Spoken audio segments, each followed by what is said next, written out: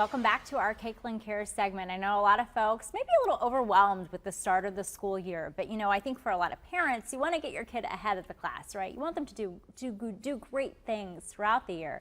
Well, Hazel Darrow from the Sylvan Learning Center right here in Wichita is here to share a bit of ideas of kind of getting everyone back on track, and it doesn't have to be too complicated, I don't think, right? Right. One of the most important things is to get their study area ready for when they come home with their homework.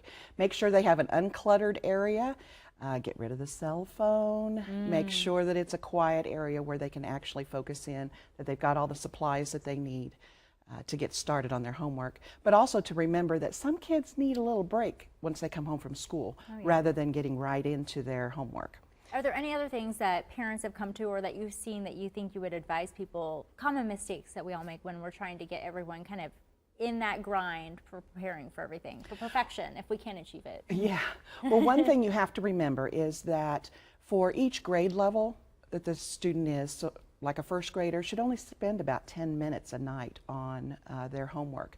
So if they're spending more time than that, some intervention needs to happen so that they can be able to read better or do math better, whatever it is they're working on. So a sixth grader, about an hour is all that they should spend on their homework. If they're spending more than that, something needs to happen. Something needs to happen. What should people then do from that point forward? Obviously, you might want to have a conversation with the teacher, work forward in that regard, but are any other suggestions? Exactly. You need to find out if it's leftover work from school or if it's actually homework. Also, at Sylvan Learning Center, we have programs that will help them with their reading and their math, or it may just be a study skills problem. We have a study skills program that we start out with organization and time management so that they can learn how to use their planner more effectively and just find out what kind of learner they are and what time of the day is best for them to learn. Then after that, we have kind of a cafeteria program where they can choose note-taking, test-taking, strategies for reading, because each assignment is a little bit different. They don't need to read in depth for some of their assignments. Then we have some writing that goes along with that, also presentations. More and more of that is happening in the classroom, so we help them to get ready for their presentations. Oh yeah, and it's really good to pinpoint how exactly your student, your child, processes and things, because if you can get that early, I think that'll maximize the educational experience for everyone in the long haul.